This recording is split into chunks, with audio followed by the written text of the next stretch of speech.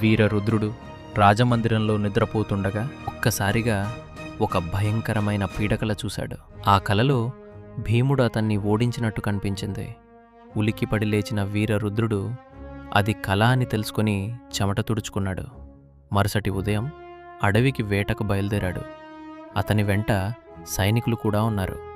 జింకలను వేటాడుతుండగా ఒక్కసారిగా 2 సింహాలు దాడి చేశాయి. కానీ వీరరుద్రుడు ధైర్యంగా పోరాడి వాటిని జయించాడు.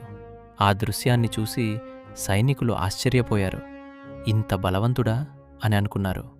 మరోవైపు ఒక ఋషి ఆశ్రమంలో మంత్రాలు జపిస్తున్న ఋషి ముందు ఒక్కసారిగా నల్లటి కృష్ణబిలం ఏర్పడింది. కాలం గడిచింది. 5000 సంవత్సరాల తర్వాత ఒక సిటీలో కారు ప్రమాదం జరిగింది. తల్లిదండ్రులు చనిపోయారు.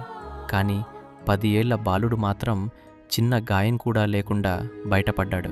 ఇది ఎలా సాధ్యం? మీకు ఈ వీడియో నచ్చితే లైక్, షేర్, సబ్స్క్రైబ్ చేయండి.